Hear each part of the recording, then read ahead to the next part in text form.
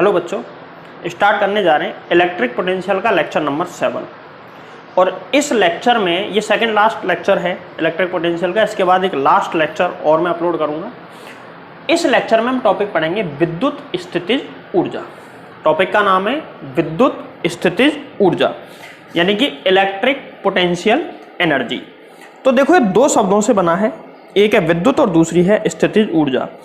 तो ये दो शब्दों से एक्चुअली बना नहीं है, ये स्थितिज ऊर्जा का एक प्रकार होता है विद्युत स्थितिज ऊर्जा। विद्युत का मतलब है आवेश, विद्युत का मतलब क्या होता है आवेश। तो इसका मतलब ये क्या है, आवेशों से संबंधित कोई प्रकार की स्थितिज ऊर्जा होती होगी।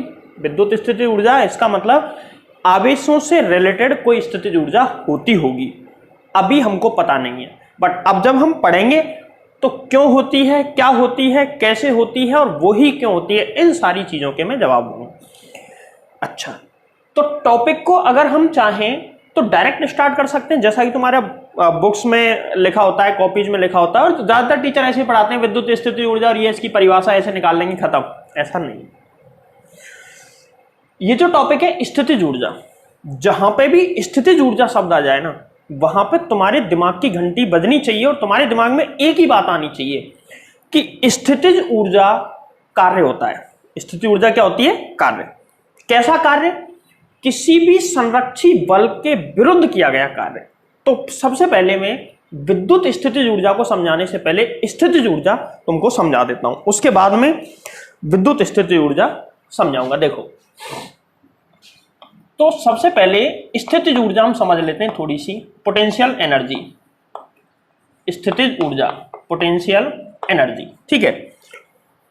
तो ये स्थितिज ऊर्जा होती क्या है, सुनो ध्यान से समझना। यह होता है कार्य। क्या होता है, कार्य। और कैसा कार्य, किसी संरक्षी बल के विरुद्ध कार्य, विरुद्ध होना चाहिए, किसी संरक्षी बल के विरुद्ध कार्य, किसी संरक्षी बल के विरुद्ध कार्य है, ठीक है। अगर वो संरक्षी बल गुरुत्वाकर्षण है तो ये हो जाएगी गुरुत्वीय स्थितिज ऊर्जा। और यदि वो संरक्षी बल विद्युत बल है तो हो जाएगी विद्युत स्थितिज ऊर्जा। और अगर कोई और है, चुंबकीय है, तो चुंबकीय स्थितिज ऊर्जा। कोई भी संरक्षी बल होगा, अगर उसमें हम विरुद्ध कार्य करेंगे तो जो एनर्जी स्टोर होगी ना, वो उसी के नाम पे स्थितिज ऊर्जा होगी। जैसे आवेशों के लिए विरुद्ध कार्य किया है तो विद्युत स्थितिज ऊर्जा। अगर हम गुरुत्वाकर्षण के विरुद्ध कार्य करते हैं तो गुरुत्वीय स्थितिज ऊर्जा। क्लियर है। अब सुनो, सबसे पहले स्थितिज ऊर्जा समझते हैं। 11th क्लास में कंसेप्ट है पूरा, बट यहां पे मैं थोड़ा सा एक बार जब तक ढंग से इसको समझा नहीं दूंगा ना, तब तक तुमको वो चीजें उस तरीके से समझ में नहीं आएंगी जैसे आने चाहिए। मतलब टॉपिक समझ जाओगे, पेपर में नंबर पूरे ले आओगे, लेकिन कभी भी कंपटीशन फाइट नहीं कर पाओगे, क्योंकि तुमको यही नहीं पता कि पोटेंशियल एनर्जी क्या है। तो तुम इलेक्ट्रिक पोटेंशियल एनर्जी में कुछ नहीं कर पाओगे, ठीक है। देखो, स्थितिज ऊर्जा समझनी है, विद्युत गुरुत्वीय सब हो जाएंगी, फिर सब एक जैसी हैं, उसमें कोई अंतर नहीं होता। 11वीं क्लास में गुरुत्वीय स्थितिज ऊर्जा कंप्लीट आती है और ज्यादातर टीचर, ज्यादातर बच्चे उसको उसी तरह पढ़ाते हैं, उसी तरह पढ़ते हैं, मतलब क्लियर वे में उसको समझने की कोशिश कोई नहीं करता, ठीक है। जबकि जिस बच्चे को सिर्फ कार्य आता है ना, वो स्थितिज ऊर्जा को कंप्लीट कर देगा। और तुमको बता दूं कि फिजिक्स का लगभग 50% पोर्शन अकेली स्थितिज ऊर्जा पर आधारित होता है। स्थितिज ऊर्जा जिसको समझ आ गई, आधी फिजिक्स उसको समझ आ गई, ये समझ लेना लगभग। तो बड़ा इंपॉर्टेंट है स्थितिज ऊर्जा, समझो थोड़ा सा। मैं डिटेल में समझाने की कोशिश करता हूं स्थितिज ऊर्जा। तो ये क्या होता है, कार्य। और कौन सा कार्य, किसी संरक्षी बल के विरुद्ध किया गया कार्य। अब संरक्षी बल नहीं पता कईयों को, तो मैं बता देता हूं कि विद्युत बल, गुरुत्वाकर्षण बल और ये चुंबकीय बल, ये सब संरक्षी बल होते हैं। कैसे पता चला, क्या होता है संरक्षी बल। अगर एक पॉइंट है ए और दूसरा पॉइंट है बी, ये पॉइंट किसी क्षेत्र में है, ये है कोई क्षेत्र, और इस क्षेत्र में उस क्षेत्र का बल लगेगा। मतलब अगर ये गुरुत्वाकर्षण क्षेत्र है तो इसमें गुरुत्वाकर्षण बल लगेगा, विद्युत क्षेत्र है तो इसमें विद्युत बल लगेगा। तो इसमें कोई भी दो बिंदु हैं मान के चलो। अब एक बिंदु से दूसरे बिंदु तक मैं इस रास्ते से जाऊं या इस रास्ते से जाऊं या इस रास्ते से जाऊं, किसी भी रास्ते से जाऊं, तो यहां से यहां तक जाने में कार्य W1, यहां से यहां तक W2, यहां से यहां तक W3। तो उस क्षेत्र के विरुद्ध किया गया कार्य पथ पर निर्भर नहीं करता है। मतलब यह है कि चाहे मैं किसी भी रास्ते से जाऊं, किया गया कार्य हमेशा समान आएगा। किया गया यांत्रिक कार्य नहीं, इसके विरुद्ध किया गया कार्य हमेशा कैसा आएगा? समान। तो ऐसा क्षेत्र कैसा, कौन सा क्षेत्र कहलाता है? संरक्षी क्षेत्र। और उस क्षेत्र में लगने वाला बल संरक्षी बल। अब ये तो हो गई संरक्षी बल की बात। संरक्षी बल की ज्यादा बहस में जाएंगे नहीं, बस इतना बता देता हूं तुमको कि विद्युत बल एक संरक्षी बल है। तो जब भी मैं विद्युत बल की बात करूंगा तो ये कहने की जरूरत नहीं है कि संरक्षी बल है, वो ऑलरेडी है। ठीक है, क्यों है, क्या है, वो सारी अलग बहस है, उसमें पढ़ेंगे नहीं। 11th क्लास में संरक्षी बल वाला टॉपिक है, इसको वहीं पढ़ना डिटेल में। देखो अब हम चलते हैं कि स्थितिज ऊर्जा होती क्या है। तो स्थितिज ऊर्जा क्या होती है, सुनो, नाम है इसका।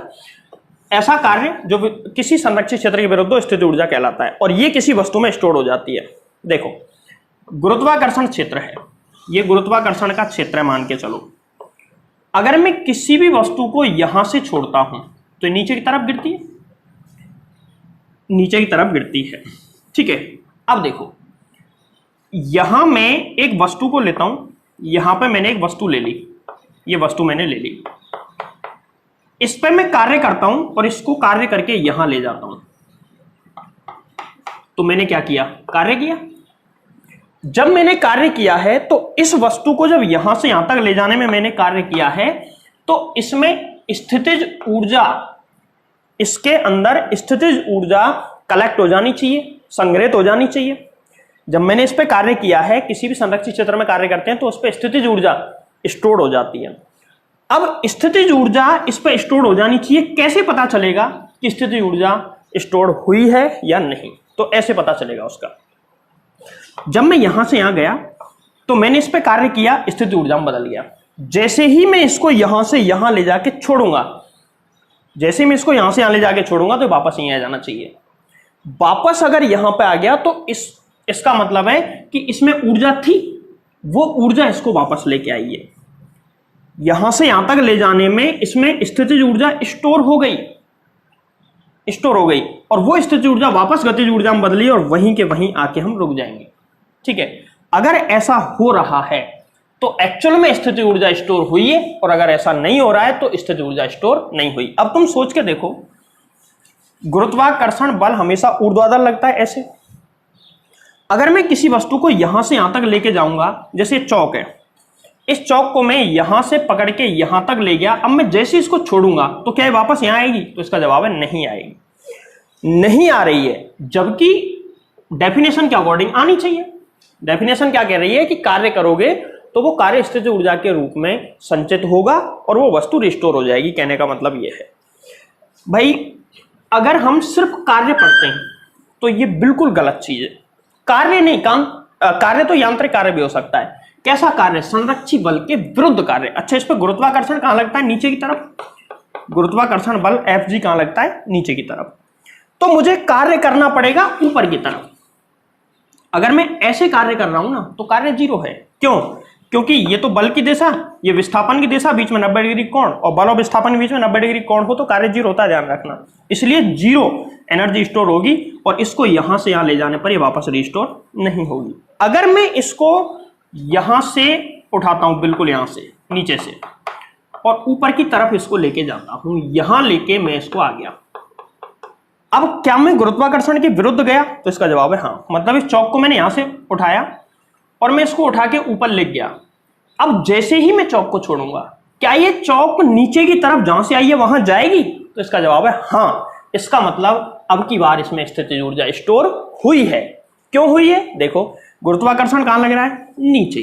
गुरुत्वाकर्षण कहां लग रहा है? नीचे। और मैं कार्य कहां कर रहा हूं? ऊपर की तरफ। तो मैंने इसके विरुद्ध कार्य किया है, और इसके विरुद्ध कार्य किया है इसीलिए इसमें यहां पहुंच के कौन सी एनर्जी स्टोर हो जाती है? पोटेंशियल एनर्जी, यानी कि स्थितिज ऊर्जा। और जब ये वस्तु वापस गिरेगी तो इसकी स्थितिज ऊर्जा किस में बदलेगी? गतिज ऊर्जा में, और वो वहीं आके रुक जाएगी। क्लियर है? अब ये तो गुरुत्वीय स्थितिज ऊर्जा की बात कर रहा था मैं, और बच्चे को आसानी से समझ में गुरुत्वीय आती है। क्यों? क्योंकि इसके प्रैक्टिकल हम दिन रात करते रहते हैं, इसीलिए गुरुत्वीय स्थितिज ऊर्जा आसानी से हमको समझ में आ जाती है। बट आवेशों में ऐसा कहां, कैसे, क्या है वो समझो। क्या स्प्रिंग को खींचने पर स्प्रिंग वापस आती है? इसका जवाब है हाँ। तो उसके अंदर कौन सी स्थितिज ऊर्जा होती है भाई? स्प्रिंग को मैंने खींचा और छोड़ते ही वापस आ जाएगी। क्यों आई वो?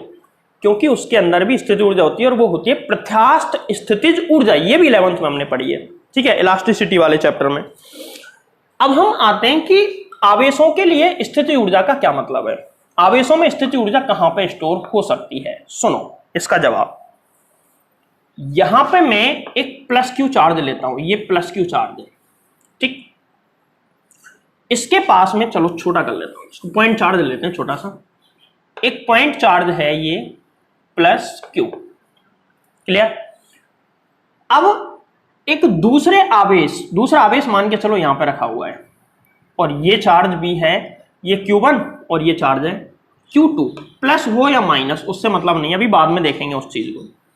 इनको मिलाने वाली रेखा ये है, ठीक है। ये दोनों पॉजिटिव चार्ज है। दोनों कैसे चार्ज है? पॉजिटिव। अच्छा, इसकी वजह से विद्युत क्षेत्र की तीव्रता किधर होगी? बाहर की तरफ होती है। जिधर विद्युत क्षेत्र होता है उधर ही बल होता है, तो इसके कारण विद्युत क्षेत्र की दिशा ये होगी, ई वेक्टर। क्लियर है? विद्युत क्षेत्र की दिशा ऐसे है, क्षेत्र इधर है यानी कि बल भी इधर है, इस पर लगने वाला विद्युत बल भी इधर आएगा, F21। क्लियर? अब इस पर बल उधर लग रहा है। हमें अगर विद्युत स्थितिज ऊर्जा स्टोर करनी है तो विद्युत बल के विरुद्ध कार्य करना पड़ेगा। विद्युत बल लग रहा है इधर, इसके विरुद्ध कार्य करने का मतलब है हमको कार्य करना पड़ेगा कहां? अंदर की तरफ। कार्य कहां करना पड़ेगा? अंदर की तरफ। चलो, इसको मैं अगर पकड़ के अंदर की तरफ खींच के ले जाऊं ऐसे, और यहां लाके इसको छोड़ दूं, ये Q2 को मैं यहां से यहां लाके मैंने छोड़ दिया। अभी मैंने इसको पकड़ रखा है तो कहीं नहीं जाएगा। इसको पकड़ के मैं और पास में लाया और विरुद्ध कार्य करते हुए लाया, और यहां लाके मैं इसको जैसे ही छोड़ूंगा वापस भाग जाएगा। क्यों भगेगा? इनके बीच में प्रतिकर्षण होगा, प्रतिकर्षण से वापस दूर हट जाएगा। तो समझ में आ गई? मतलब वस्तु हम जैसे ही इसको यहां लाके छोड़ रहे हैं तो वापस रिस्टोर हो रही है। रिस्टोर हो रही है तो इसका मतलब क्या है? स्टोर हो गई इसके अंदर स्थितिज ऊर्जा। अब अगर इसको मैं देखो, ये प्लस Q1 चार्ज है, यहां पे Q2 चार्ज रखा हुआ है, प्लस विद्युत क्षेत्र की तीव्रता और ये दोनों इधर ही होती है, F21 वेक्टर। सेम कंडीशन है, बट अब की बार मैं इस आवेश को इधर विस्थापित करता हूं, हाथ से पकड़ के इधर लेके जाता हूं और यहां ले जाके छोड़ दूं मैं इसको। यहां से मैं यहां ले जाके इसको मैंने छोड़ दिया। अब सोच के देखो, क्या ये अपनी जगह वापस आएगा? तो इसका जवाब है नो। क्यों? क्योंकि इनके बीच में तो प्रतिकर्षण होता है, प्रतिकर्षण इसको आगे धकेलेगा ना कि पीछे। तो समझ में आ रही है बात? यहां पे स्थितिज ऊर्जा स्टोर हुई क्या? तो इसका जवाब है नहीं। यहां पे पोटेंशियल एनर्जी स्टोर हुई? तो इसका जवाब है हाँ, यहां पे पोटेंशियल एनर्जी स्टोर हुई। तो ये वाली जो एनर्जी होती है ना, यही एनर्जी कहलाती है विद्युत स्थितिज ऊर्जा। क्या कहलाती है? विद्युत स्थितिज ऊर्जा। अब एक चीज और सुन लो, यहां पे पॉजिटिव की जगह नेगेटिव चार्ज होता, पॉजिटिव की जगह कैसा चार्ज होता? नेगेटिव, और मैं इसको इधर लाता, तो जो एनर्जी लाना तो इधर ही पड़ेगा, तो जो एनर्जी है ना वो पोटेंशियल एनर्जी को U से व्यक्त करते हैं। अब की बार पोटेंशियल एनर्जी नेगेटिव होती, और पिछली बार पोटेंशियल एनर्जी कैसी थी? पॉजिटिव। ठीक है, बाकी तुम ज्यादा दिमाग नहीं लगाना, पॉजिटिव पॉजिटिव करके देखो, नेगेटिव वाले में घुसोगे तो फिर तुम्हारे दिमाग में कई सारे सवाल आएंगे। बट मैंने जो तुमको बेस समझाया ना वो यही है कि अगर ये और ये दो आवेश है पॉजिटिव, विद्युत बल और क्षेत्र की डायरेक्शन उधर है, इसके विरुद्ध कार्य करेंगे तो ही इसमें एनर्जी स्टोर होगी, और वो एनर्जी कौन सी होगी? विद्युत स्थितिज ऊर्जा। ये तो था इसका बेस।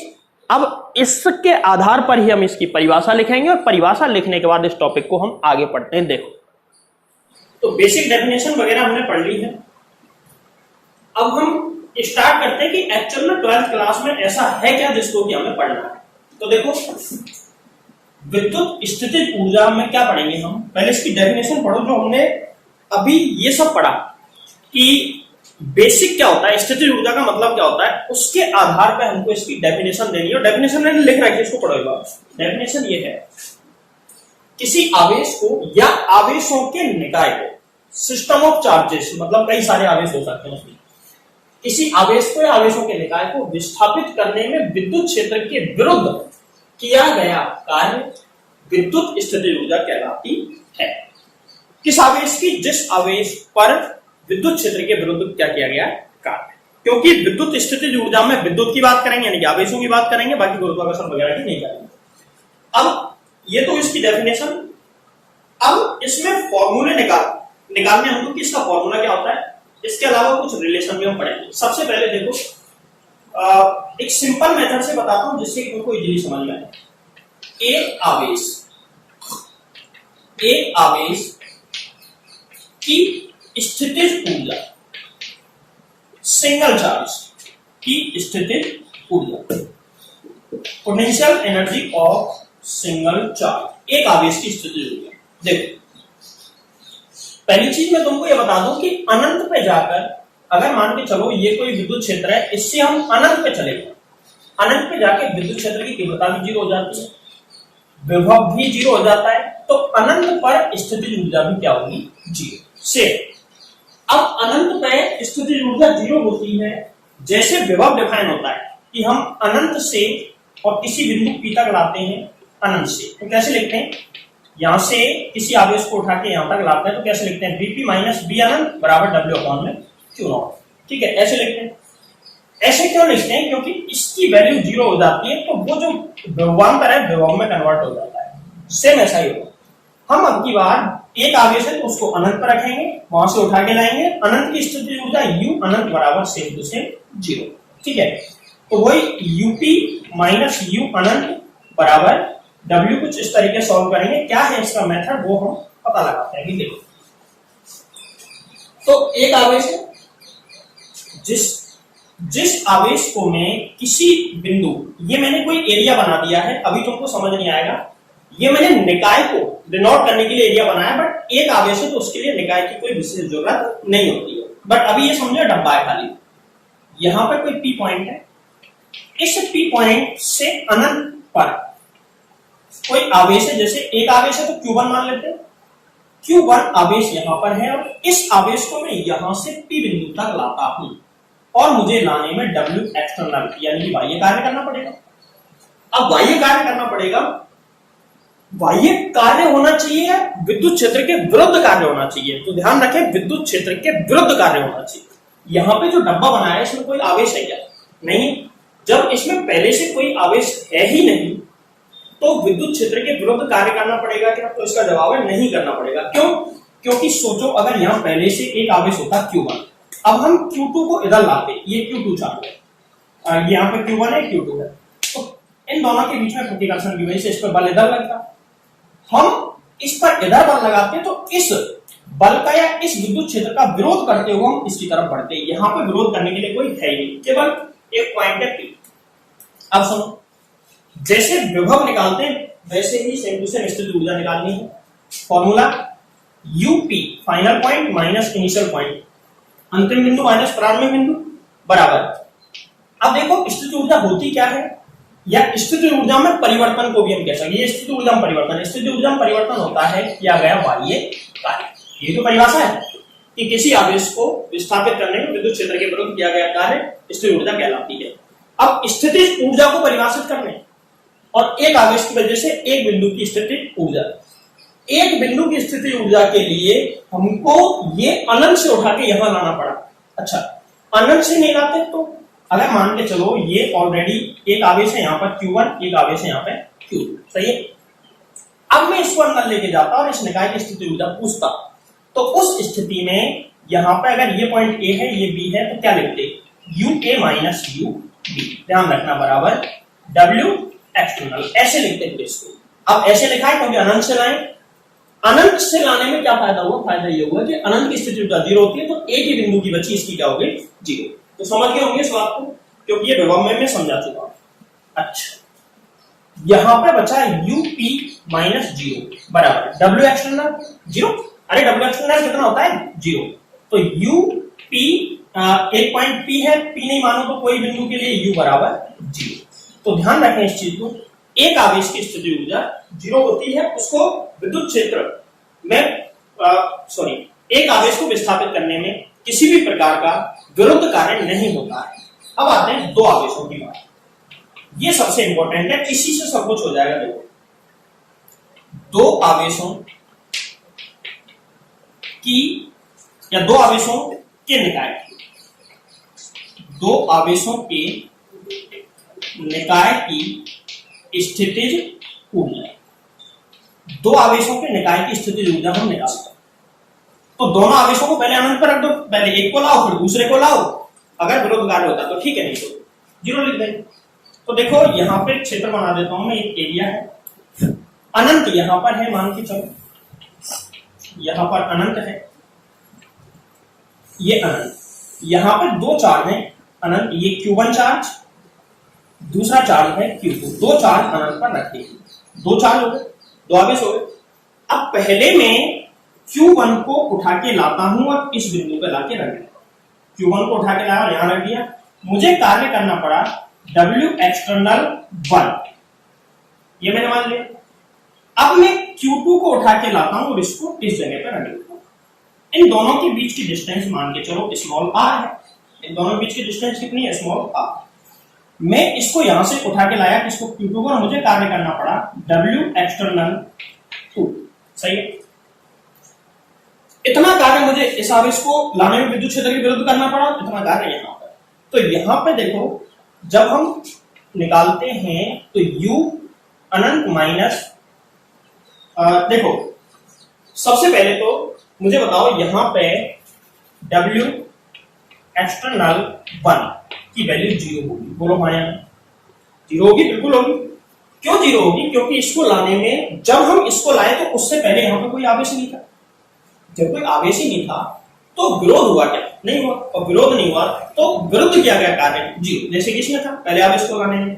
तो W एक्सटर्नल 1 बराबर 0, लेकिन W external 2 is not equal to 0, zero के बराबर नहीं है, बट हमको ये भी नहीं पता कितना है, वो निकाल लेंगे, ठीक है। देखो अब क्या करेंगे हम, पहले आवेश को लाने में तो कोई मतलब ही नहीं है, वहां तो जीरो है स्थिति ऊर्जा, दूसरे आवेश के लिए निकालना, तो फॉर्मूला U अनंत, सॉरी U, इस बिंदु की स्थिति ऊर्जा, इस बिंदु पर इस निकाय की स्थिति ऊर्जा में U मान लेता हूं, U माइनस U अनंत बराबर क्या फॉर्मूला बनेगा, W एक्सटर्नल,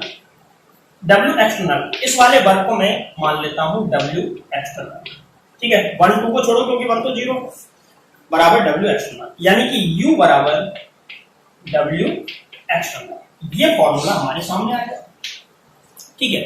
अब सुनो, इसको डाल देते हैं इक्वेशन नंबर 1, विद्युत क्षेत्र के विरुद्ध किया गया कार्य। एक फॉर्मूला विभव का, पहले विभव का फॉर्मूला पढ़ा था, वो भी पढ़ते हैं हम, चूंकि विभवांतर की परिभाषा से। अब विभवांतर की परिभाषा क्यों, क्योंकि उस टॉपिक को हम पढ़ चुके हैं, वो भी कुछ ऐसा ही था, आनंद से लाना पड़ता था। तो विभवांतर की परिभाषा क्या, अगर इस बिंदु का स्थिति ऊर्जा, इस बिंदु पर इस निकाय की स्थिति ऊर्जा है U और विभव है V, मान के चलो इस आवेश का है, यहाँ पर विभव कितना है V, तो V माइनस V अनंत बराबर W एक्सटर्नल अपॉन में, अब अपॉन बताओ क्या आएगा, उसमें Q नॉट आता था, कब आता था Q नॉट, जब Q नॉट को यहां से उठा के यहां तक ले जाते थे। अब की बार किसको उठा के ले जा रहे हैं, Q2 को, तो यहाँ पे आ जाएगा Q2। अच्छा, यहाँ पे V अनंत का मान 0, V अनंत का मान 0, तो मैं V बराबर W एक्सटर्नल अपॉन में क्या लिख सकता हूं, Q। ये V की वैल्यू पता चल गई, यहां से W एक्सटर्नल की वैल्यू निकाल लो और यहां रख दो, यही रिलेशन है इनके बीच में। देखो कैसे लिखेंगे, W एक्सटर्नल, चूंकि W एक्सटर्नल बराबर आ गया है कितना, Q2 into V minus V अनंत, अगर मैं ये वाला लिखूं तो यहां से लिखूं तो ठीक है, और W एक्सटर्नल किसके बराबर होता है, U माइनस U अनंत बराबर Q2 into V minus V अनंत, ठीक। अब U अनंत 0 और V अनंत 0, तो U बराबर क्या है, Q2 इंटू V। तो स्थितिज ऊर्जा निकालने का ये सीधा फॉर्मूला है, और फॉर्मूला कैसे निकला वो तरीका मैंने तुमको बता दिया है पूरा। अब एक चीज देखो कि हम यहां पर कोई ऐसा फॉर्मूला डेवलप कर सकते हैं कि, देखो फॉर्मूला डेवलप नहीं करना, फॉर्मूला तो हमने बना लिया, बट अब ये देखना है कि यहां पर B का मान क्या होगा, यहां B बराबर, अच्छा B का मान कैसे निकालें, देखो बी का मान कैसे निकलेगा, ध्यान से समझना, समझ में आ जाएगा, बहुत आसान है। बी क्या है, इस बिंदु का विभव, सही। इस बिंदु पे अभी तो ये आवेश आया ही नहीं, Q2 तो अभी यही है अनंत पे, तो अनंत पे जब ये रखा है तो इसका विभव यहाँ पर होगा क्या, नहीं होगा। तो इस जगह पर केवल किसका विभव होगा, Q1 का। Q1 की वजह से इस बिंदु पर विभव कितना होगा, फॉर्मूला होता है उसका K Q1 अपॉन में R, सही है। अगर ये R दूरी पर है तो K Q1 अपॉन R, ये वैल्यू वहां पर रख दो, आंसर आ जाएगा। U बराबर कितना, U बराबर कितना, Q2 into K Q1 upon में R। तो क्या फॉर्मूला आया, U बराबर K Q1 into Q2 upon R, ये फॉर्मूला है। अच्छा, अब हमें ये चीज पता चल गई कि दो आवेशों के निकाय की स्थितिज ऊर्जा निकालने का बहुत आसान तरीका है ये वाला। एक चीज ध्यान से सुनना, देखो इसको नोट कर लो एक बार, या वीडियो पॉज कर लो, पूरा नोट करो, उसके बाद में ही आगे बताता हूं उसमें। देखो अब अगर मान के चलो तुमको दो आवेश दे दिए जाए, दो आवेश कैसे दे दिए जाए, एक आवेश है Q1, दूसरा आवेश है Q2, या फिर ऐसा मान लो ये है Q और ये है Q डैश, 1 2 से तो फिर सेम हो जाएगा, ये Q और ये Q डैश, और ऐसा मान लिया कि ये x दूरी पर है और इन दोनों से मिलकर एक निकाय बना है। तो मैं ये कह सकता हूं कि इस निकाय की स्थितिज ऊर्जा कितनी होगी, इस निकाय की स्थितिज ऊर्जा कितनी होगी। तो इसका जवाब है, सीधा फॉर्मूला है ना हमारे पास, इनकी स्थितिज ऊर्जा होगी U बराबर K Q Q dash upon में x, ये इसका फॉर्मूला इतनी होगी।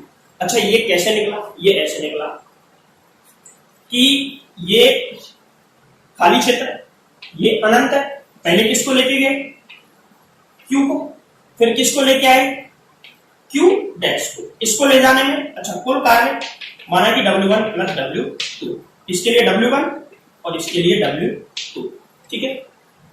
U बराबर W1 तो 0 होता है, W2 कितना होता है, किया गया कार्य अगर हम फॉर्मूले से निकालें तो उसका फॉर्मूला होता है अनंत से लेके इसको, अगर इनके बीच की दूरी मान के चलो x है, इनके बीच की दूरी कितनी है x, तो फॉर्मूला f डॉट dx अनंत से लेके x दूरी तक जाना है। यहां पर कोई बिंदु मानेंगे r, पूरा मेथड बता रहा हूं कंप्लीट, तो f डॉट dr, ठीक है। u बराबर यहां पे कल्पांश मानेंगे dr, ठीक है ना।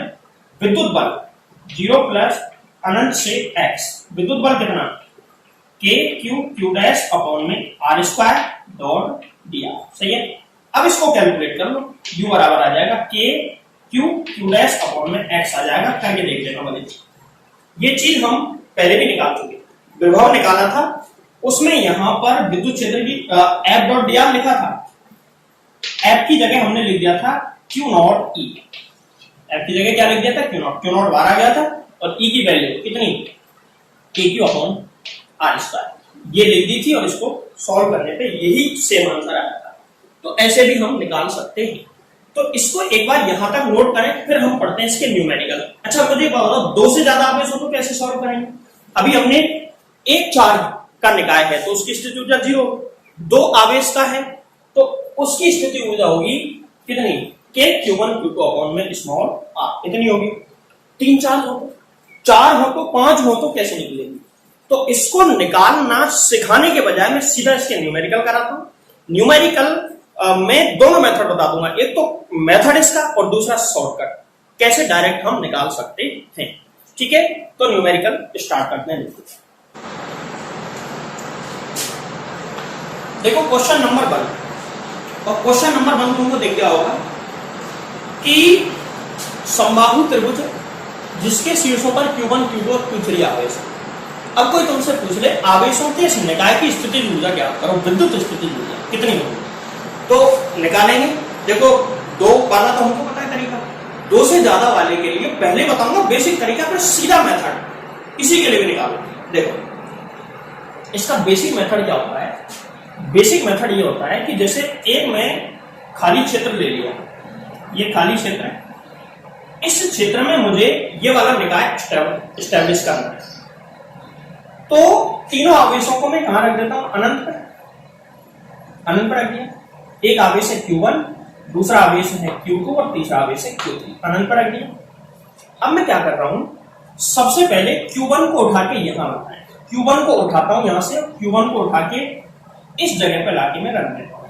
Q1 यहां पहुंच गया, Q1 को लाने में मेरा कार्य है W1, ऐसा मैं मान लेता हूं, ठीक है, W1 कार्य है। अब देखिए ये W1, अब मैं लाता हूं Q2 को और यहां से उठा के इधर लाके रख देता हूं, यहां पे मैंने लाके रख दिया Q2, ठीक। फिर लाता हूं Q3 को और इसको यहां लाके यहां पर रख देता हूं Q3। इनके बीच की जो डिस्टेंस है वो वही रखो, ठीक। इस तरीके से निकाय बनाया जाता है। एक्चुअल में तो बनाने का जो बेसिक मेथड है वो तो यही। तो इस मेथड को मैं तुमको कंप्लीट बताता हूं कि कैसे कैसे बना। देखो अभी Q3 आया नहीं, इस तरीके से दो ही आवेश, ये अनंत है, यहां पर अनंत से Q1, Q2 और Q3 तीनों को उठा के लाना। अभी मैं Q1 को ला चुका, तो कुल स्थिति ऊर्जा क्या होती है, W1 plus W2 plus W3, मतलब Q1 को लाने में कार्य, प्लस Q2 को लाने में कार्य और प्लस Q3 को लाने में कार्य। निकाय बनाने के लिए तीन है, तो तीनों को लाने में किया गया कुल कार्य विद्युत क्षेत्र के विरुद्ध निकाल के इसमें लिख दो। यहां पे एक चीज देखो, W बराबर हमने अभी निकाला था, W बराबर फॉर्मूला क्या होता है, B इंटू Q। Q क्या है, वो चार्ज जिसको ला रहे हैं, और B क्या है, उस बिंदु का विभव जिस बिंदु पर आवेश को लाया जा रहा है। सबसे पहले W1 तो 0 होगा, पहला इसको लाने में कोई कार्य नहीं होगा, सही है। दूसरा, अब मैं Q2 को लाता हूं यहां से Q2 को लाके मैंने यहां रख दिया, ये वाली डिस्टेंस कितनी है, स्मॉल a। जब मैं Q2 को लाया तो इस जगह पर कोई ना कोई विभव तो होगा, किसकी वजह से होगा, Q1 की वजह से। अच्छा, किसको ला रहा हूं मैं, Q2 इंटू विभव कितना, K Q1 अपॉन में स्मॉल a, दूरी स्मॉल a है। अब दूसरे को ले आए, अब तीसरे को लाते हैं W3, तीसरे को यहां लाके रखना है, यहां लाने में किया गया कार्य है।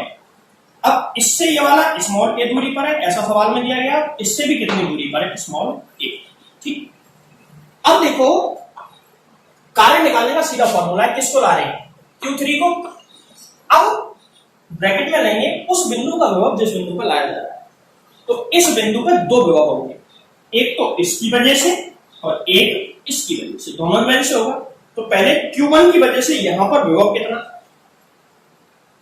K Q1 अपॉन में a, बोलो सही है, प्लस Q2 की वजह से यहां पर विभव कितना होगा, K Q2 अपॉन में स्मॉल a। इन सबको जोड़ दो, ये इस निकाय की स्थिति ऊर्जा आ गई, क्या, K Q1 Q2 अपॉन में a प्लस यहां से निकालो K Q1 Q3 अपॉन में a plus K Q2 Q3 upon में a। ये फॉर्मूला है इस निकाय की स्थिति ऊर्जा कितनी होगी। ये तो हो गया बेसिक मेथड, कैसे कैसे लाए, कैसे कैसे स्थिति ऊर्जा निकाली। विभव का गुणा कर दो उस आवेश से जिस आवेश को स्थानांतरित करके लाया गया। अब मैं इसका तुमको शॉर्टकट बताता हूं। शॉर्टकट क्या है, जिससे डायरेक्ट निकल जाएगा। ये देखो, इसमें अगर हमारे पास दो आवेश हैं, एक तो है Q1 एक है Q2 और ये a दूरी पर है, तो इस निकाय सिर्फ दो आवेशों के निकाय की स्थिति ऊर्जा होती है K Q1 Q2 अपॉन में a। इसको हम कह सकते हैं U12, मतलब Q1 और Q2 द्वारा बने निकाय की स्थिति ऊर्जा U12 बराबर K Q1 Q2 upon a। ऐसे इसमें टोटल कितने निकाय हो सकते हैं, एक निकाय जो Q1 और Q2 से बना है, तो एक निकाय हो गया Q1 और Q2 वाला। दूसरा निकाय कौन सा, Q1 और Q3 वाला। तीसरा निकाय कौन सा, Q2 और Q3 वाला। इसके अलावा तो कोई निकाय बन ही नहीं सकता। तो दो दो आवेशों के टोटल तीन निकाय मिलके इस संरचना को बनाते हैं। तो इन तीनों की स्थिति ऊर्जा निकाल के जोड़ दो, कुल स्थिति ऊर्जा आ जाएगी। कैसे देखो, U बराबर होगी U12 plus U13 plus U23। U12 कैसे निकालें? एक और दो की स्थिति ऊर्जा K Q1 Q2 अपॉन में A, U13 K Q1 Q3 upon में A plus U23 K Q2 Q3 upon में A। ये स्थिति ऊर्जा की। तो बोलो वही का वही फॉर्मूला है यानी सेम है, चाहे तो बेसिक मेथड से निकाल लो चाहे इससे निकाल लो। अच्छा, कई सोचते हैं कि साहब इस मेथड से अगर हम निकालेंगे तो नंबर कट जाएंगे हमारे। बिल्कुल नहीं कटेंगे, कोई से मेथड से निकालो। ये तो एक्चुअल मेथड है, जो एक्चुअली डेफिनेशन है इसकी, उस डेफिनेशन के अकॉर्डिंग ये थोड़ा सा शॉर्टकट है, बट ये हमको बेसिक चीजें समझ में आ जाती हैं तो हम इससे करेंगे। क्यों? क्योंकि ज्यादा बड़ा सवाल आ गया तो उस तरीके से तुम गलती करने का, क्योंकि इसमें कैलकुलेशन ज्यादा है, कैलकुलेशन ज्यादा है तो गलती का चांस ज्यादा है। अगर किसी जगह पे विभव तुमने के Q1 अपॉन A निकाल के छोड़ दिया, गलत हो जाएगा। ठीक है, दूरी अलग है तो भी गलत होने की संभावना। तो ये इसका आंसर है, इस तरीके से इसको करते हैं। अच्छा, अब दूसरा एक एग्जांपल लेते हैं। 3 आवेश की जगह 4 आवेश होते तो यहाँ पे अभी 3 आवेशों का निकाय बनाया है, इसको मैं 4 आवेशों का निकाय बनाता हूं और फिर इसका आंसर हम निकालते हैं इसी मेथड से। देखो अगला क्वेश्चन नंबर 2, 4 आवेशों का निकाय बनाओ। अब की बात 4 आवेश, ये दूरियां कितनी भी हो, मैं तुमको सिर्फ मेथड बता रहा हूं, क्वेश्चन कोई भी आए इसी मेथड से होता है। यहाँ पे चार्ज है Q1, यहाँ पे दूसरा चार्ज है Q2 और यहाँ पे मान लेते हैं Q3 और यहाँ पे Q4। इनकी डिस्टेंस मान के चलो ये वाली 2a और ये वाली a, रेक्टेंगल है, आयत है। ठीक है, अब हमसे पूछा गया है कि ये जो निकाय जो तुम्हारे सामने बनाया गया है, इस निकाय की विद्युत स्थितिज ऊर्जा कितनी होगी। अच्छा, मैं शॉर्टकट से करूंगा, कंप्लीट करना है तो तुम कर लेना। यहां पे दो आवेशों के कितने निकाय हो सकते हैं बताना भाई, दो आवेशों के कितने निकाय हो सकते हैं। तो इसको निकालने का सीधा तरीका देखो, एक के जोड़े बना दो, एक और Q1 और Q2 से मिलकर 1 2 1 3 1 4, 3 निकाय तो ये हो गए। अब 2 से स्टार्ट कर दो, ऐसा मत करना कि 2 1 कर दो, 1 2 2 1 एक ही बात है, 2 3 और 2 4, 2 निकाय हो गए। और एक, अब देखो 3 से स्टार्ट कर दो, 3 4, टोटल कितने निकाय हो गए। Q1 और Q2 से बना निकाय, Q1 Q3 Q1 Q4 Q2 Q3 Q2 Q4 और Q3 Q4। या फिर इसको उल्टा भी पढ़, 4 3 और 3 4 एक ही पढ़ेंगे, हालांकि मैथ में ऐसा नहीं होता, बट यहाँ पे वो निकाय एक ही पढ़ेंगे उसको। तो यहाँ पे टोटल 6 निकाय है और 6 निकायों की स्थिति ऊर्जा मुझे निकालनी है। चलो निकालते हैं, देखो। अच्छा, कोई बताएगा मुझे ये वाली जो डिस्टेंस है ना वो कितनी होगी। अगर कोई सवाल में कहीं काम पड़ जाए 2 4 निकालेंगे तो इसकी जरूरत पड़ेगी, तो ये वाली कितनी होगी बताओ। I think under root A√5 होगी क्या, A√5, 2 का स्क्वायर 4 होता है, 1 का 1 होता है, 4 1 5, ठीक है, A√5 होगी ये वाली कंप्लीट डिस्टेंस, और ये भी A√5 होगी। देखो यहाँ पे कुल स्थिति ऊर्जा होगी U12 plus U13 plus U14। 1 से स्टार्ट किया 4 तक पहुंच गए, अब 2 से स्टार्ट करो, U2 आगे जाना पीछे नहीं जाना, U23 प्लस U24, 4 तक पहुंच गए, 3 से स्टार्ट करो, U34, एक ही स्टेप में 4 तक पहुंच गए। 5 होते तो इसी तरीके से 5 का निकाल लेते, 6 होते तो 6, जितने उसमें 2 आवेशों से मिलकर बने निकाय सबकी स्थिति ऊर्जाओं का योग कुल स्थिति ऊर्जा होती है। U बराबर, मुझे बताओ U12 कितना, U12 1 और 2 को मिला के जो है इसकी कितनी होगी, K Q1 Q2 अपॉन में 2A, सही है। अब U13 निकालते हैं, U13 इनके बीच की डिस्टेंस A√5, तो कितनी K Q1 Q3 और डिस्टेंस कितनी A√5 प्लस, अब आगे चलते हैं 14 निकालो, K Q1 Q4 अपॉन में 14 के बीच की डिस्टेंस A अपॉन में A प्लस, अब यहां तक कर लिया, ये बचे U23, तो K Q2 Q3 अपॉन में 2 और 3 के बीच की डिस्टेंस, 2 और 3 के बीच की कितनी है A प्लस, इसको निकालो K Q2 Q4 अपॉन में बीच की डिस्टेंस 2 और 4 के बीच, 2 और 4 2 और 4 a√5 प्लस एक ये बचा a Q3 Q4 अपॉन में 3 और 4 के बीच में कहां 3 4 कितनी 2 अब चाहे तो इसमें कितनी भी कैलकुलेशन कर लो वो तुम्हारे ऊपर है, बाकी आंसर एक्चुअली यही है। देखो कैलकुलेशन अब तुम्हारे ऊपर है, जो भी तुम कैलकुलेशन करना चाहो कर सकते हो। मैंने तुमको आंसर बता दिया, ये इसका आंसर होगा, इतना बड़ा है कोई बात नहीं, बड़ा होगा ही, ये इसका आंसर है। कैलकुलेशन कर लेना इसकी, और जो कॉमन वॉमन आ रहा हो कुछ भी आ रहा हो ले लेना, ठीक है। आवेश तो कॉमन आएगा नहीं, वो तो सवा लगा लेना, a√5 सब डबल डबल है, ये कॉमन आ सकते हैं। तो इस टाइप से क्वेश्चन हो जाएंगे। 5 वाला है तो 5 वाला, 6 वाला है कोई सा कर देना, कोई दिक्कत नहीं है। सही है। क्वेश्चन देखो थोड़ा सा डिफरेंट क्वेश्चन में दे रहा हूं। अब बनाने वाले क्वेश्चन तो यार वही करते रहेंगे कि एक अच्छा सवाल दे दो। सवाल ये है, find the work done by external force. मतलब ये है कि पहले ऐसा निकाय था जिसका नाम है ए सिस्टम है, कोई ए सिस्टम जहां पे Q Q Q same charge के बीच में ध्यान रखना प्रतिकर्षण होता है, ना कि आकर्षण। ऐसा है।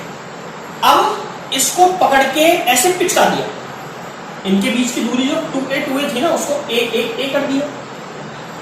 तो यहां से ऐसा करने में, पिचकाने में मतलब इसको कितना कार्य करना पड़ेगा, करना भी पड़ेगा कि नहीं करना पड़ेगा। सुनो, अगर यहां तीनों पॉजिटिव पॉजिटिव पॉजिटिव चार्ज है, इनके बीच में प्रतिकर्षण होगा, मतलब इसका बाहर की तरफ बल ऐसे लगा होगा। क्लियर है। ये विद्युत बल की दिशा है, F एक्सटर्नल विद्युत बल, या E विद्युत बल, FE की डायरेक्शन है। विद्युत बल लग रहा है बाहर की तरफ, और हम इसको कहां पिचका रहे हैं, अंदर की तरफ। छोटा कर रहे हैं, इसको छोटा करके ऐसा रह जाएगा। तो जब हम छोटा करेंगे तो इसको पिचकाने के लिए फोर्स लगाना पड़ेगा अंदर की तरफ। सही है ना। विद्युत बल बाहर की तरफ और पिचकाने में बल लगाना पड़ेगा अंदर की तरफ। क्या मैं विरुद्ध कार्य कर रहा हूं विद्युत बल के? सोच के देखो। हाँ यार कर तो रहे हैं, विद्युत बल बाहर की तरफ, हम कार्य अंदर की तरफ कर रहे हैं इसको छोटा करने में। तो मतलब मुझे वर्क डन करना पड़ेगा, बाह्य कार्य करना पड़ेगा। तो सबसे पहले तो पता चल गया कि बाह्य कार्य करना पड़ेगा या नहीं करना पड़ेगा। तो हाँ या ना, समझ में आया कि नहीं आया? हाँ, तो बाह्य कार्य तो करना पड़ेगा। अच्छा, इसको फैलाता अगर मैं, जैसे इसको यहाँ 4a कर देता, फैलाने में कार्य करना पड़ता है क्या विरुद्ध? सोचो, फैलाने में तो कार्य नहीं करना पड़ता, क्योंकि उसमें तो इसको पकड़ के बाहर की तरफ खींचते और ये फोर्स ऑलरेडी बाहर की तरफ है, दोनों सेम डायरेक्शन में हो जाता, तो अपोजिट वर्क कहां किया मैंने। तो इस जगह पे अभी जो वर्क डन आएगा ना विरुद्ध कार्य को पॉजिटिव आएगा। लेकिन अगर मैं सेम डायरेक्शन में इसको बढ़ा देता तो W एक्सटर्नल नेगेटिव आता। क्यों? क्योंकि मुझे कार्य करने की आवश्यकता ही नहीं थी। नेगेटिव कार्य का मतलब है कार्य करने की आवश्यकता नहीं है, अपने आप हो जाएगा वो कार्य। ठीक है, तो यहां पर पॉजिटिव होगा। लेकिन तो मुझे उम्मीद है कि मैं तुमको ये बात समझा पाया हूं कि यहाँ पे वर्क डन क्यों होगा। अब ये पूछा है कितना होगा, तो क्यों का जवाब मिले तभी तो कितने पे चले। चलो, इसकी स्थितिज ऊर्जा मान लेता हूं मैं UA। इसकी स्थितिज ऊर्जा कितनी मान लेता हूं UA, और इसकी स्थितिज ऊर्जा मान लेता हूं मैं UB। तो UA बराबर कैसे निकालें, इसको मैं मान लेता हूं 1 2 और 3। ऐसे इसको 1 2 और 3 तीन कॉर्नर है इसके। तो फॉर्मूला क्या होता है स्थिति ऊर्जा निकालने का? सीधा सा U12 plus U13 plus U23। तो UA, A निकाय की स्थिति ऊर्जा कितनी आ गई बोलो?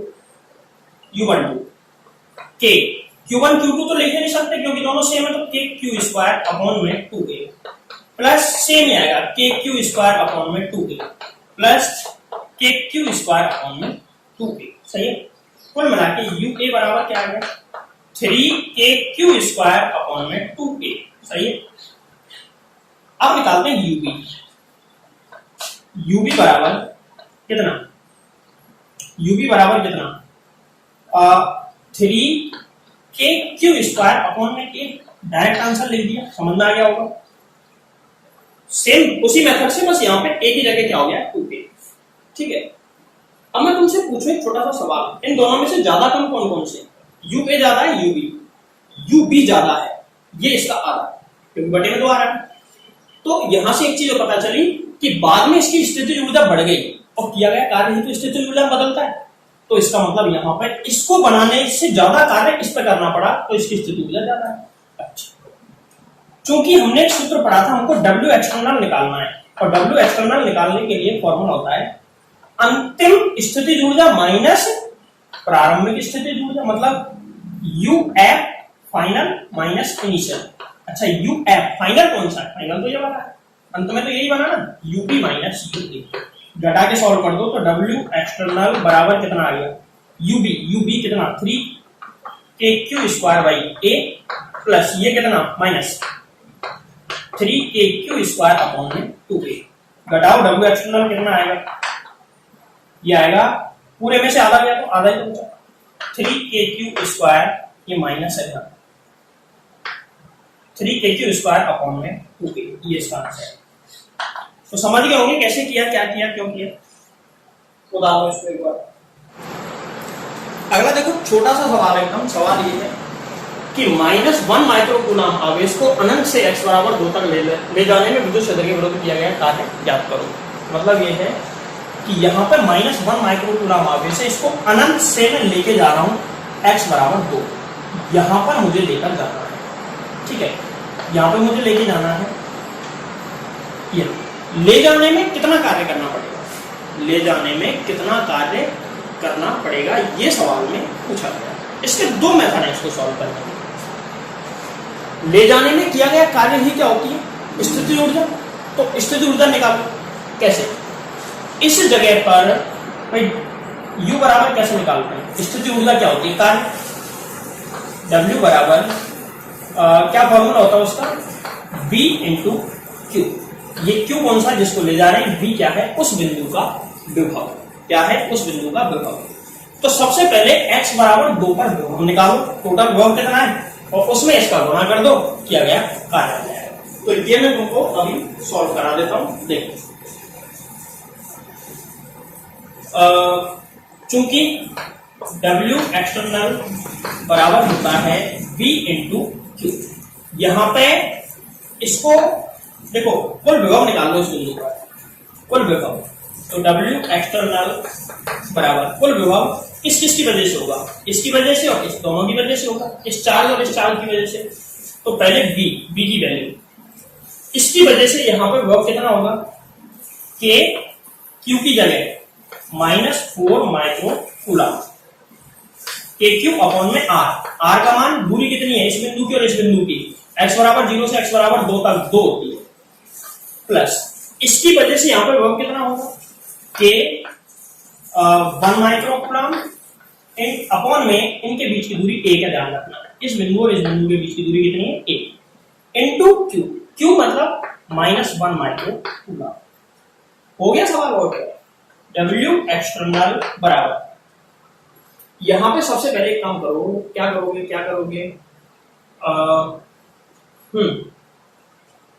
K माइक्रोकूलम, ठीक। देखो इसको पूरा के बाहर ले लेता हूं, इसको पूरा लेता हूं, तो ये क्या आएगा, -4 इंटू 10 की पावर -6 माइक्रो में है बटे 2, प्लस यहां पे आएगा के बाहर ले लिया मैंने 10 की पावर -6 इंटू -10 की पावर -6, ये आएगा कूलम। अब इसको सॉल्व कर दो, W एक्सटर्नल बराबर, ये इससे 2 बार कटेगा और 2 बार कटा तो कितना आएगा, 2 बार कटने पे क्या आएगा, 2, ठीक। K की वैल्यू 9 इंटू 10 की पावर 9, ये से 2 बार कटा, -2 इंटू 10 की पावर -6 प्लस 10 की पावर -6, और इसमें इंटू भी किससे हो रहा है, -10 की पावर -6।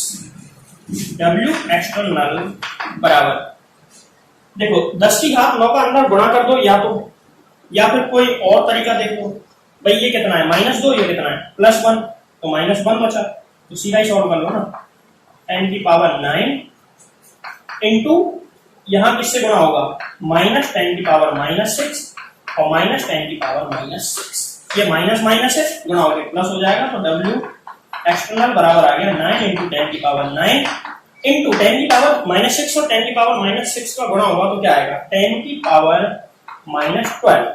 इसको सॉल्व कर लो, 9 इंटू 10 की पावर -3 कितना जूल, इतने जूल हमको कार्य करना पड़ेगा इसको विस्थापित करने में। एक मेथड तो ये हो गया। दूसरा मेथड सुनो, हमने एक तरीका अभी पढ़ा था कि UF माइनस UI बराबर W एक्सटर्नल, ये भी तो एक तरीका था, इससे भी करके देखना है इसको। UF मतलब फाइनल, फाइनल मतलब जब हम इसको यहां ले जाएं उसके बाद में इन तीनों आवेशों से बने निकाय की कुल स्थितिज ऊर्जा निकाल लो। इन तीनों आवेशों से बने निकाय की कुल स्थितिज ऊर्जा निकाल लो, वो तो है UF। तो UF तो ऐसे निकल जाएगा, निकल। फिर है माइनस UI, इस आवेश को ले जाने से पहले स्थिति ऊर्जा, तो इस आवेश को ले जाने से पहले दो ही तो आवेश थे केवल, इन दोनों की स्थिति ऊर्जा निकाल लो, माइनस यहां पर लिख दो उसको बराबर W एक्सटर्नल, दोनों की निकाल के घटा दो, W एक्सटर्नल आ जाओ, आंसर तो यही आएगा। लेकिन मैंने तुमको दो अलग अलग मेथड बता दिए। सवाल देखो, लास्ट सवाल है, अच्छा सवाल करके करते हैं आज का लेक्चर खत्म, बहुत हो गया। एक लास्ट वीडियो बनाऊंगा फिर ये चैप्टर खत्म। सवाल ये है कि यहाँ पे +2 माइक्रोकूलम आवेश है और यहाँ पे भी +2 माइक्रोकूलम आवेश है। यहाँ पे -4 माइक्रोकूलम आवेश रखा है। कितना रखा है? -4 माइक्रोकूलम।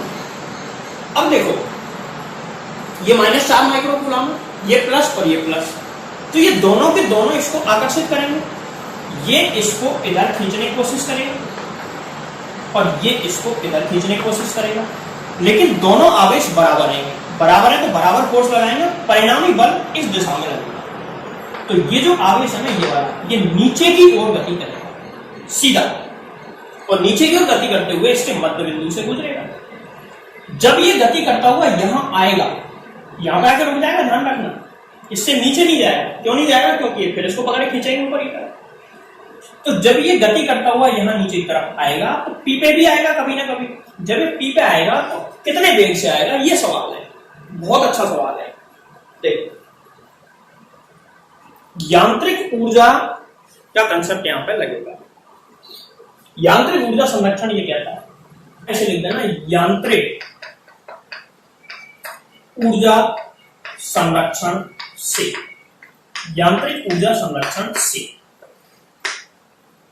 KI बराबर होता है KF, मतलब ये है प्रारंभिक के नहीं, सॉरी, यांत्रिक ऊर्जा को ई से व्यक्त करते हैं, EI बराबर होता है EF, मतलब ये है कि इसके गति करने से पहले जब ये स्थिर था, यहां पर ध्यान रखना है, यहां पर इसकी जो वेलोसिटी है ना वो 0 होगी और यहां ये B वेग से टकराएगा, ऐसा मैंने मान लिया। ठीक है, अब सुनो,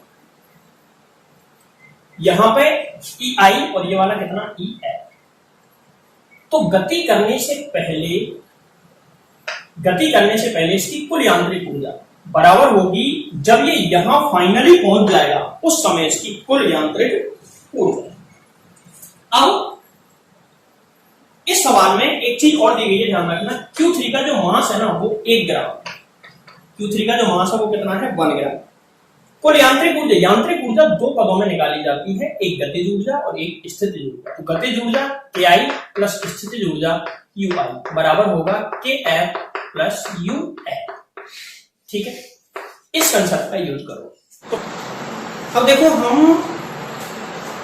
इन चारों की चारों जो है KI UI KF UF, उन सब की वैल्यू निकाल लेते हैं। तो सब की वैल्यू निकालते हैं, तो देखो सबसे पहले UI, सॉरी KI निकालो पहले, ये आसान है। KI क्या है? जब ये Q3 आवेश यहां पर रखा हुआ है ना, उस समय इसकी गतिज ऊर्जा, तो उस समय इसकी गति हो ही नहीं, वेग 0 है तो इसकी गतिज ऊर्जा 0। अब निकालते हैं UI की वैल्यू देखो, UI मतलब गति करने से पहले इस निकाय की कुल स्थितिज ऊर्जा। तो गति करने से पहले आवेश यहां पे होगा, कुल स्थितिज ऊर्जा निकालेंगे, तो फॉर्मूला क्या है? जैसे फॉर्मूला होता है अपना U12 plus U23 plus U12 U13 U23, ये निकालो इसकी वैल्यू। सबसे पहले U12 1 और 2 के लिए कितना? Q1 Q2 अपॉन में 6, दोनों के बीच की दूरी कितनी है? 5 5 6 प्लस अब निकालते हैं U13 के Q1 Q3 अपॉन में 1 और 3 के बीच की डिस्टेंस 1 और 3 के बीच की डिस्टेंस है 5। ये 5 कैसे आई, इसका कारण देखो भाई, ये कितनी है 3 और ये कितनी है 4, तो ये 90 डिग्री का एंगल है, तो यहाँ पे ये 3 है 4 है, तो 5 आएगी, निकाल के देख लेना। प्लस अब निकालते हैं U23 कितना आएगा, U23 के Q2 Q3 अपॉन में 5। इन सब की वैल्यू देखो, इन सब की वैल्यू कितनी आएगी, UI बराबर K तो कांस्टेंट है, बाहर ले लेता हूं, इसमें से K कांस्टेंट बाहर लेता हूं, Q1 कितना है 2 माइक्रोकूलम इंटू 2 इंटू 10 की पावर -6, 2 माइक्रोकूलम होगा। Q2 कितना है, वही सेम 2 माइक्रोकूलम 2 इंटू 10 की पावर -6 अपॉन में कितना चल रहा है 6, प्लस इसको निकालते Q1 Q3 बाई 5, Q1 और Q3 1 कितना है 2 इंटू 10 की पावर -6 इंटू Q3 कितना है -4 माइक्रोकूलम, यानी कि -4 इंटू 10 की पावर -6 अपॉन में कितना 5, प्लस यहाँ पे Q2 कितना है, Q2 ये है 2 इंटू 10 की पावर -6 और इंटू 3 कितना है -4 इंटू 10 की पावर -6, और इसके बटे में क्या चल रहा है, बटे में कितना आएगा, इसके अपॉन में आएगा 5, अपॉन में कितना आएगा 5, ब्रैकेट क्लोज कर दो यहाँ पे, ठीक है। अब UI बराबर इसको मैं मिटाऊंगा तो इसको साथ साथ नोट कर लेना K, और यहां पर क्या बचा 4 इंटू 10 की पावर -12 अपॉन 6, प्लस यहां पे कितना आया 2 8 4 दूनी 8, तो प्लस की जगह क्या आ जाएगा -8 इंटू 10 घात -12 बटे 5, प्लस यहां पे कितना प्लस नहीं, ये भी माइनस आएगा, -4 दूनी 8 इंटू 10 घात -12 बटे 5। इसको और भी कुछ कर सकते हैं, हाँ कर सकते हैं, ये दोनों सेम है और सेम है, तो मैं इसको ऐसे लिख सकता हूं UI बराबर K की वैल्यू 9 इंटू 10 की पावर 9, ठीक है। तो यहां से इसको मैं क्या लिख सकता हूं 2/3 इंटू 10 घात -12, और इन दोनों को सेम है ना, तो 2 इंटू करके लिख दो, मतलब क्या आ जाएगा 16 इंटू 10 घात -12 बटे 5, यह।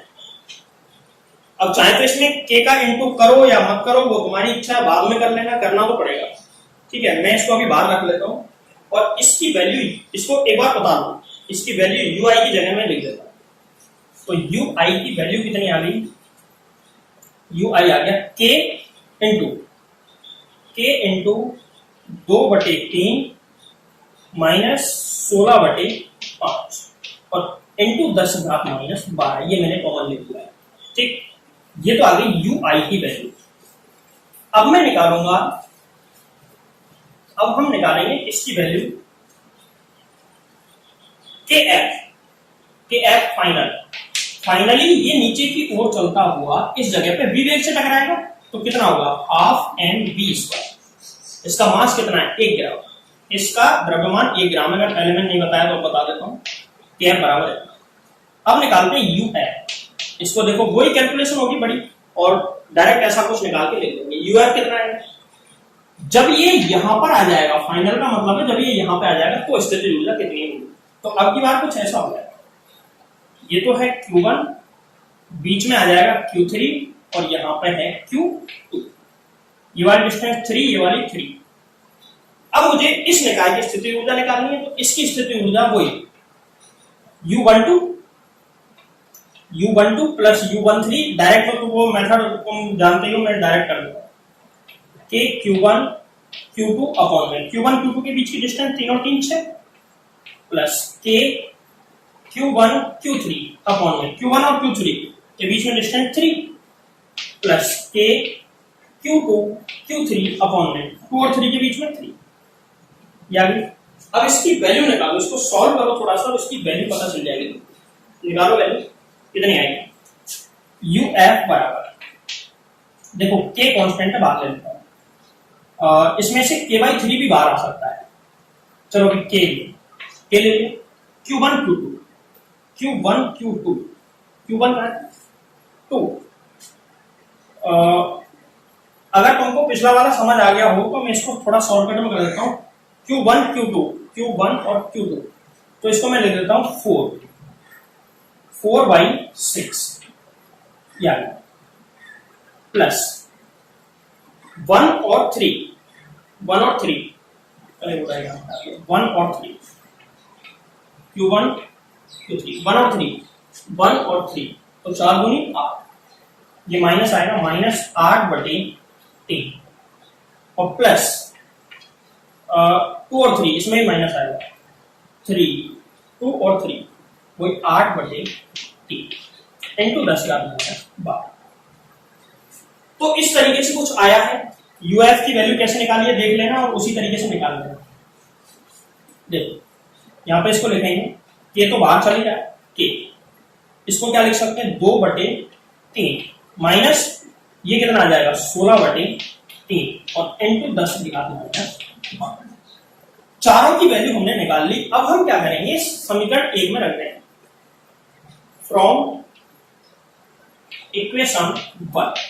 समीकरण 1 से समीकरण 1 में रखो तो क्या आएगा के आई 0 प्लस यू आई कितना के इंटू 2/3 माइनस 16/5 इंटू 10⁻12 बराबर उधर कैप और यूएफ, कैप कितना है हाफ mv² और प्लस यूएफ कितना है के इंटू 2/3 माइनस 16/3 इंटू 10⁻12।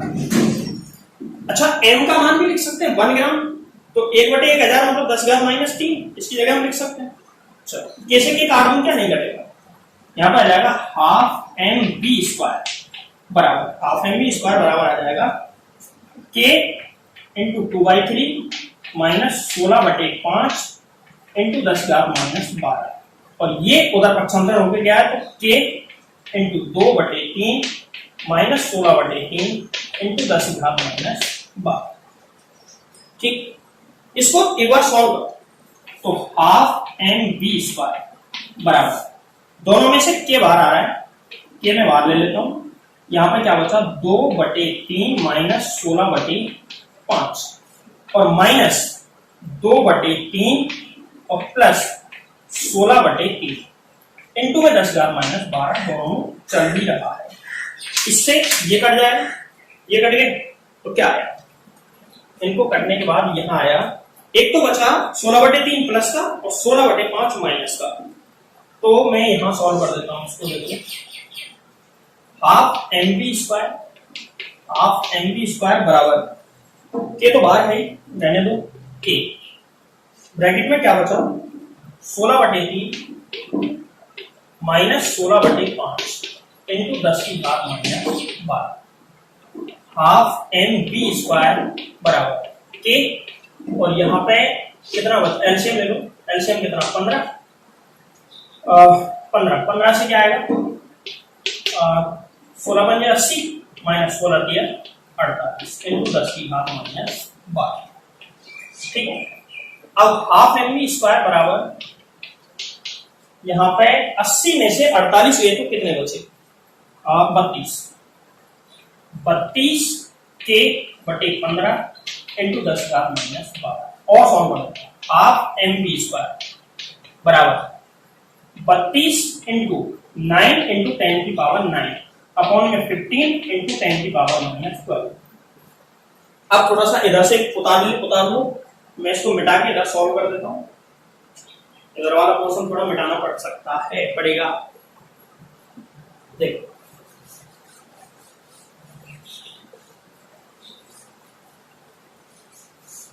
यहां सॉल्व होगा, क्या चल रहा है यहाँ पे हाफ mv² बराबर 32 इंटू 9 इंटू 10⁻9। अच्छा यहां देखो ये 10⁻+ का 9 है, ये माइनस का 12 है, तो कितना बचा -3 10⁻³ बटे में कितना 15। ठीक, अब हमको चाहिए v² बराबर ये 2 ऊपर पहुंच जाएगा और m नीचे पहुंच जाएगा। तो 32 इंटू 9 दूनी 18 हो गया, ये 2 गुणा हो गया, इंटू 10⁻³ बटे में 15। m नीचे आएगा और m का मान कितना है 10⁻3। कैसे पता चला? 1 ग्राम में, तो 10⁻3 से 10⁻3 कट गया। b² बराबर इनका गुणा करो 32 इंटू, इसको काटो 18 को काटो कर दो कितने से 7 18 और 6 4 5 से 15 कितना आ गया। अब इसको सॉल्व करो कितना आता है। b² बराबर 6 दूनी 12 6 दूनी 12 6 18 और 1 19 192/5। b बराबर अंडर रूट में 192/5 और b बराबर इसको सॉल्व कर लो 5 से भाग लगाओ तो 5 से 15 4 42 8 5 40 पॉइंट